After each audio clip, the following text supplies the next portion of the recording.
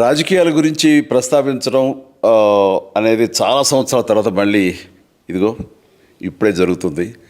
దానికి ప్రధానమైన కారణం తమ్ముడు పవన్ కళ్యాణ్, అలాగే చంద్రబాబు నాయుడు గారు తెలుగుదేశం నుంచి, బీజేపీ నాయకత్వం వీళ్ళందరూ ఒక కూటమిగా ఏర్పడ్డారు. అది చాలా సంతోషం, మంచి పరిణామం. ఈ సందర్భంగా మరీ ముఖ్యంగా ఈ రోజున నేను ఇట్లాగా మాట్లాడడానికి ప్రధానమైన కారణం నా మిత్రుడు, చిరకాల మిత్రుడు సీఎం రమేష్, అట్లాగే పంచగల్ రమేష్ రాజకీయంగా అరంగేట్రం చేసింది నా బ్లెస్సింగ్స్ తోటి. అది తను.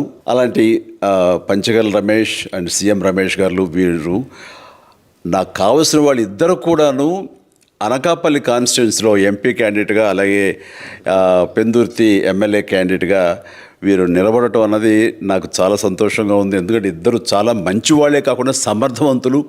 ఇలాంటి వాళ్ళు అలాంటి కాన్స్టిట్యున్సీకి, దాని అభివృద్ధికి ఎంతగానో దోహదపడతారు అన్న నమ్మకం నాకు చాలా ప్రగాఢంగా ఉంది. ముఖ్యంగా సీఎం రమేష్ గారికి కేంద్రంతో ఉన్నటువంటి సంబంధాలు, అనుబంధం ఇది మరీ మరీ ప్రత్యేకం. నాకు అది ఎప్పటి నుంచో తెలుసు. వారి గురించి నేను వింటూనే ఉన్నాను, చూస్తూనే ఉన్నాను.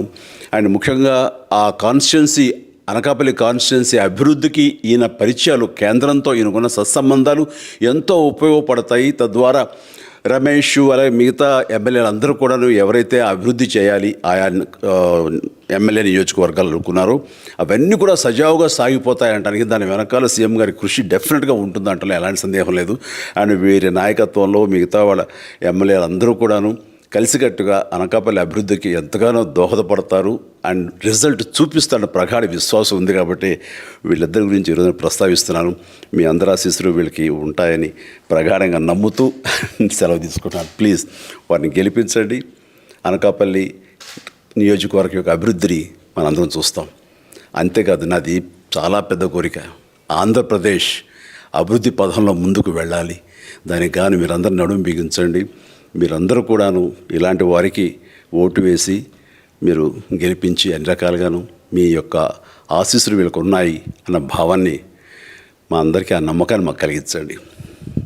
జై హింద్.